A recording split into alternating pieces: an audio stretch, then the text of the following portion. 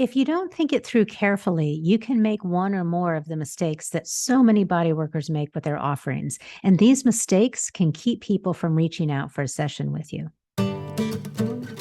Welcome to Do It With Intention, the podcast for massage and bodywork therapists. I'm your host, Mindy Totten, a mentor and coach for body workers who want to turn their passion for the work they do into successful businesses that they love, all without burning out or selling out. For the last 16 plus years, I've created a successful six-figure craniosacral therapy practice in a small city in coastal North Carolina. Over those years, I have met so many skilled, big-hearted therapists who were struggling to make their bodywork businesses work for them.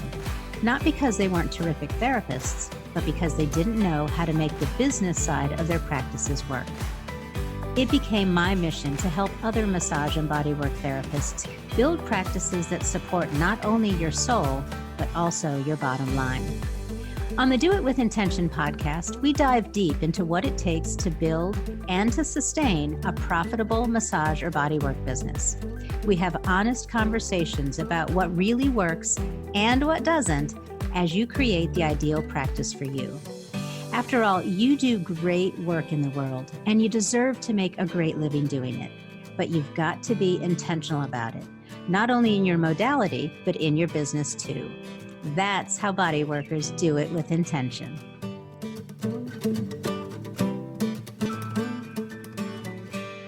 This episode is brought to you by the Bodywork Project, my signature coaching program where you'll gain the confidence to create a solid, intentional business foundation so that you can do the work you love and make a great living doing it. The fee for this unique year-long experience will go up on January 1st, 2023. So if you've been considering joining us for the Bodywork Project, there's no better time to lift your business to the next level. This is a program that comes from my years of experience as a body worker and as a mentor, and it also comes from my heart.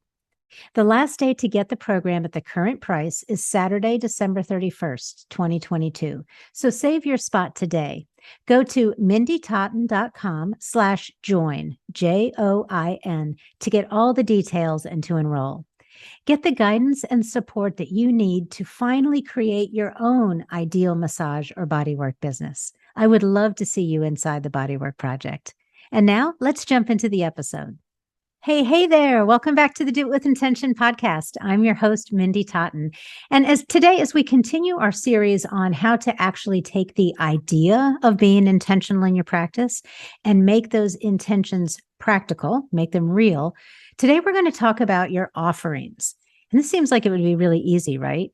I mean, you know the work that you love and you offer that work. Like, what else is there to it, Mindy? Well, there's so much more to being intentional with your offerings.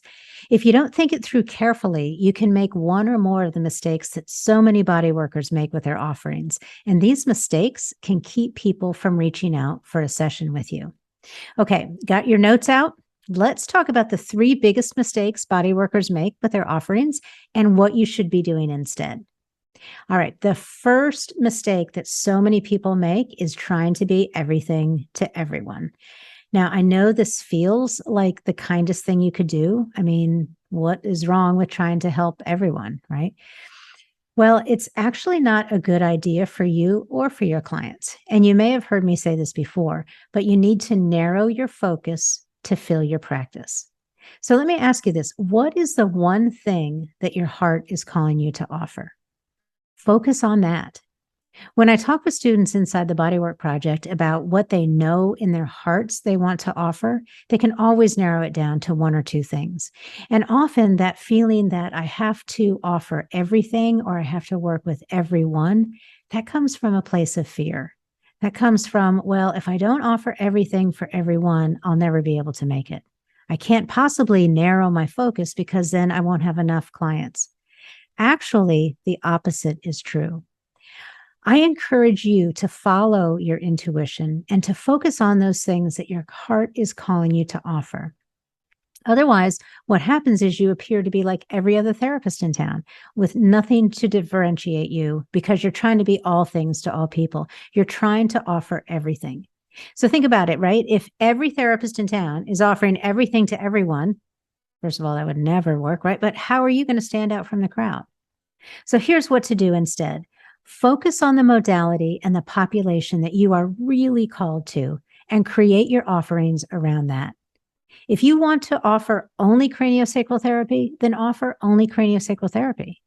If you want to work with children or athletes or musicians, then make that population your focus. Or maybe you really want to focus on a particular condition. Maybe you want to work with people with a particular set of symptoms, whether that is migraine headaches or whether that is fibromyalgia.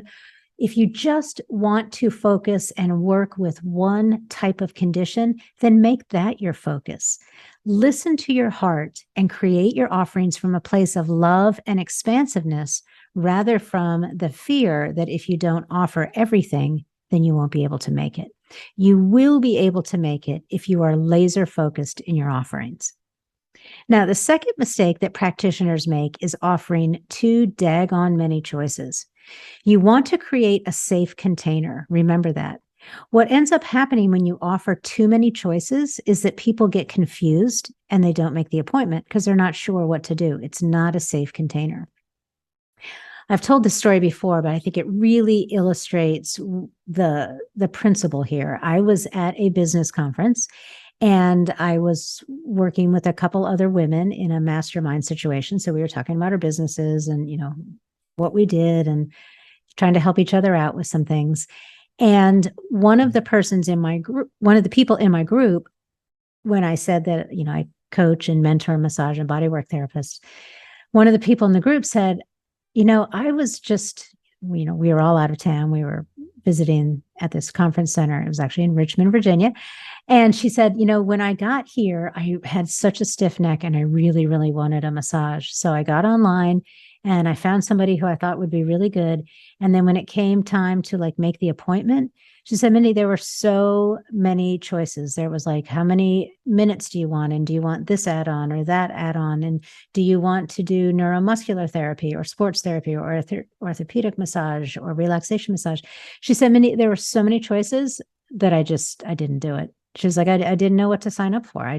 There was just too many things that I had to choose. So think about that. Think about it from the perspective of your ideal clients who are looking for you.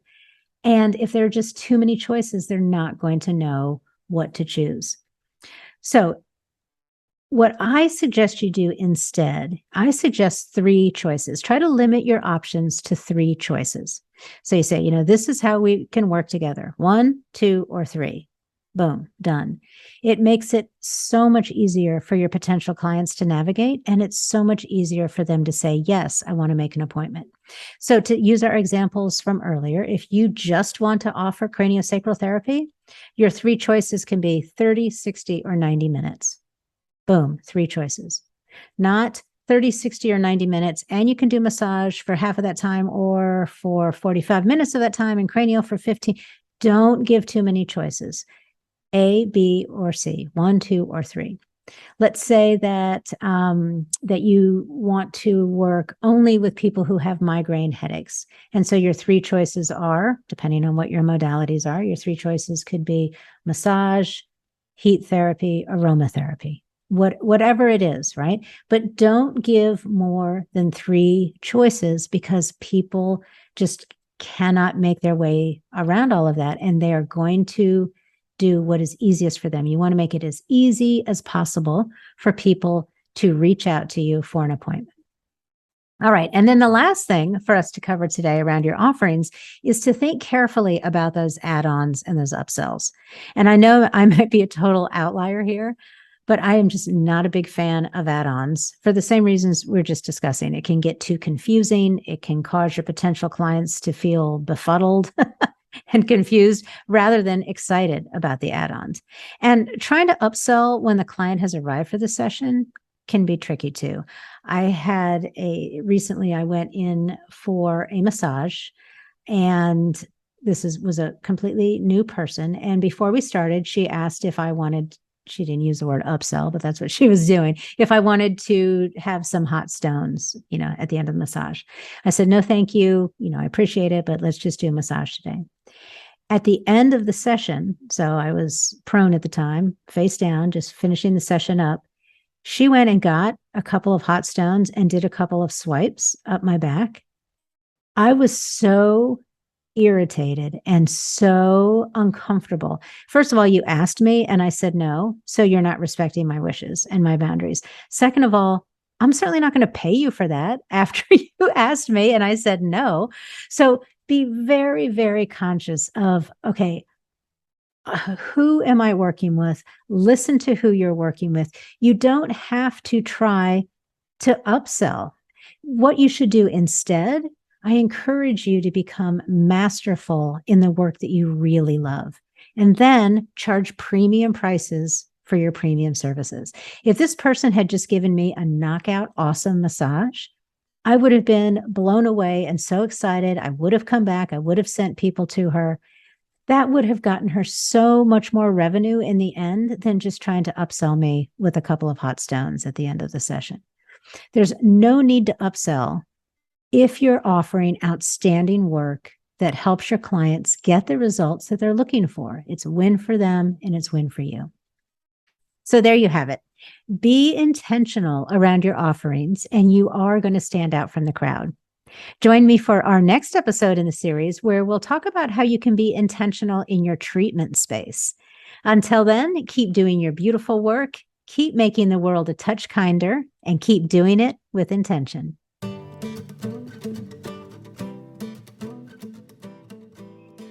Thanks for coming on this journey with me today. I know what it takes to find time to fit something like a podcast into your busy day, and I so appreciate that you tuned in and listened all the way to the end. We've got all the links from today's episode in the show notes that you can find over at mindytotten.com/podcast. That's Mindy Totten, TOTTEN.com/podcast. If you really enjoyed today's conversation, I'd love for you to take a quick moment to leave a review on Apple Podcasts. And make sure that you subscribe so that you can download each episode as soon as it comes out. That'll help us get this podcast in front of more massage and body workers like you so that we can all work together to make the world a touch kinder. Okay, that's it for today. It's my pleasure and my privilege to be with you on this journey. I'll see you next week, same place, same time. Until then, get out there and do it with intention.